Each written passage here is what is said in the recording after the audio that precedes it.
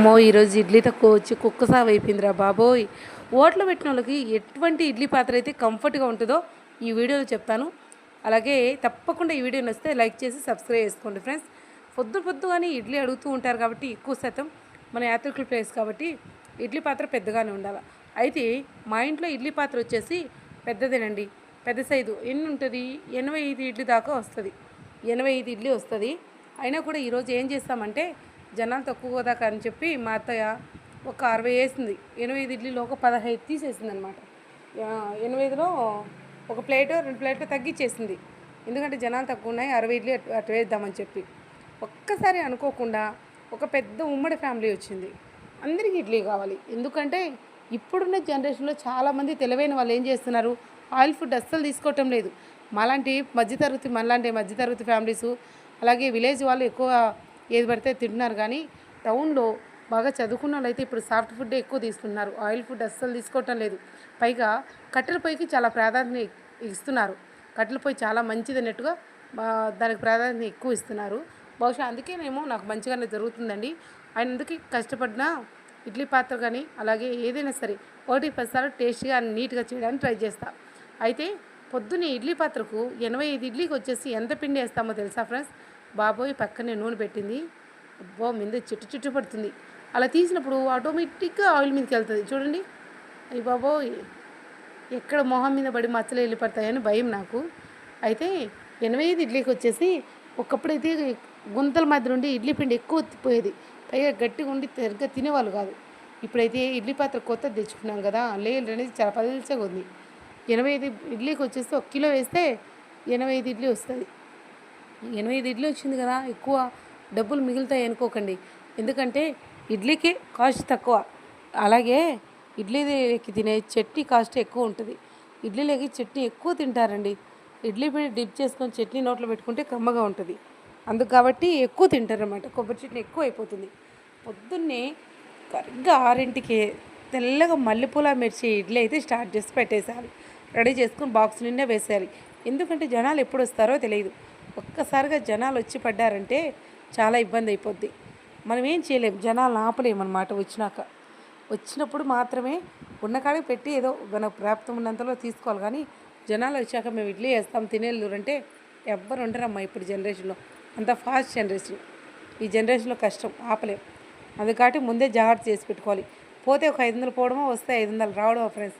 ఎలా ఉండాలి వ్యాపారం అంతా. మరి మా అత్తలు ఈరోజు మిగిలిందనుకో రేపు తగ్గించేస్తారు. నేను అలా చెప్పను. డైలీ ఒక 4-5 రోజులు మిగిలిందనుకోండి, అప్పుడు తగ్గించేసుకోవాలి. వెంటనే జరిగిందని పెంచకూడదు, జరగలేదని తగ్గించకూడదు. ఇది వ్యాపార లక్షణం ఫస్ట్. ఇంకా రెండోది, మనుషులు ఎంతమంది వచ్చినా వాళ్ళు ఎంత చిరాకు పెట్టినా ముఖంలో ఒక చిన్న నవ్వు నవ్వి, ఎప్పుడు కూడా ఒక చిన్న నవ్వు నవ్వి మన పని మనం చేసుకుంటూ పోవాలి. పక్కనలో జరిగిందని ఏడుపు అస్సలు పెట్టుకోకూడదు. ఎందుకంటే మనకి ఎంత రావాల్సి పెట్టింటే అంతే జరుగుతుంది.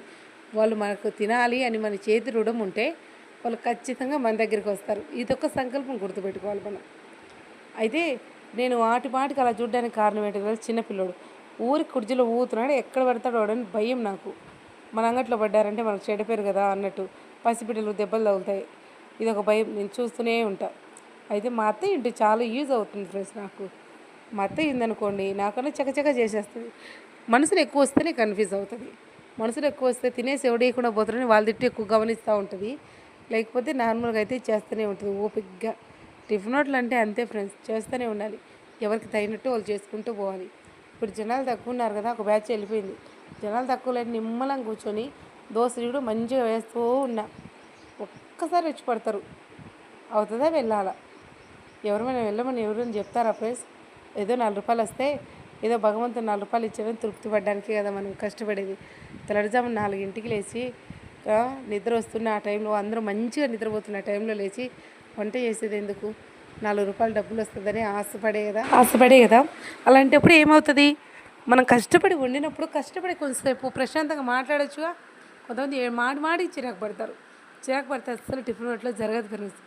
అలాగే ఇడ్లీ వేయటం మర్చిపోయాం కదా, మీకు ఇడ్లీకి చెప్తానండి.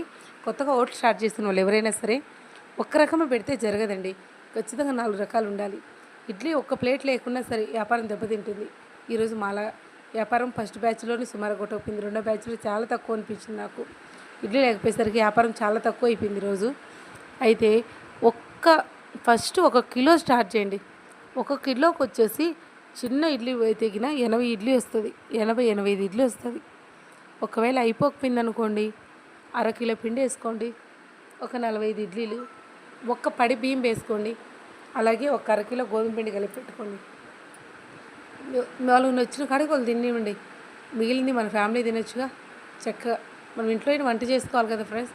ఒక పడి బియ్యం వేసుకుందాం, అయిపోయిన కాడికి అయిపోద్ది. ఇప్పుడు చూడు మసి సాగు ఎట్లుంటుందో, అది ఇలా ఉంటుంది.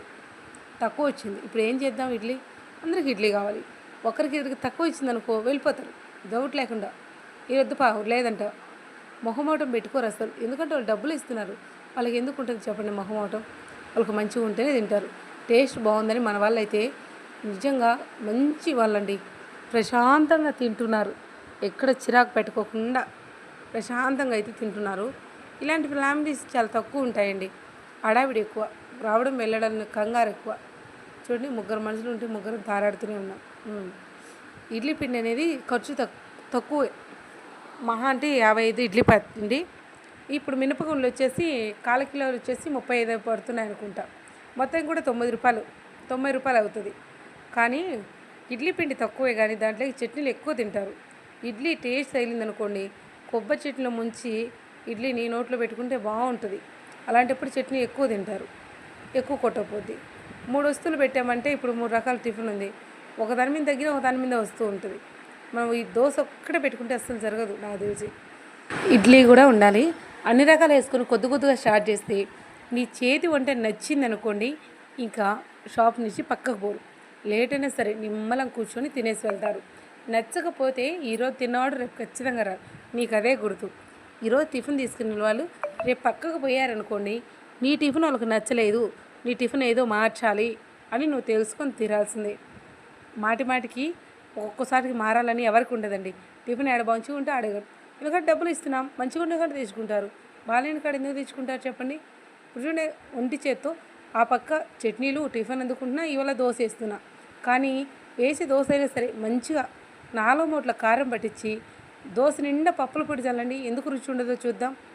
వేసేది ఏ పని అయినా సరే పర్ఫెక్ట్గా చేయాలి. ₹1 తీసుకోవాలి. మనం వాళ్ళ కష్టంలో మనం పోకూడదు. నాకు తెలిసిన నీతి అదేనండి. వాళ్ళు డబ్బులు ఇస్తున్నారు కదా, వాళ్ళకు తినక అక్కడ పడేసి వెళ్తే పాపం వస్తుంది. గమనించండి, మన టిఫిన్ ఎదుటలకు నచ్చుతుందా లేదా? నచ్చితే మాటి మీ దగ్గరికి వచ్చి తీసుకెళ్తున్నారా లేదా? మన దగ్గరికి వచ్చే కస్టమర్ పక్క వెళ్తున్నారా లేదా అనేది గమనించండి. అప్పుడే తెలిసిపోద్ది. ఒకరు చెప్పక్కర్లేదు, వాళ్ళ టిఫిన్కి వచ్చే విధానాన్ని బట్టి నీ టిఫిన్ టేస్ట్ లేదని గమనించుకోవచ్చు. ఫ్రెండ్స్, ఏదైనా కష్టపడితే ఫలితం తప్పకుండా ఉంటుంది. ఫస్ట్ టైం చూస్తే సబ్స్క్రైబ్ చేసుకొని లైక్ చేస్తారు ఫ్రెండ్స్.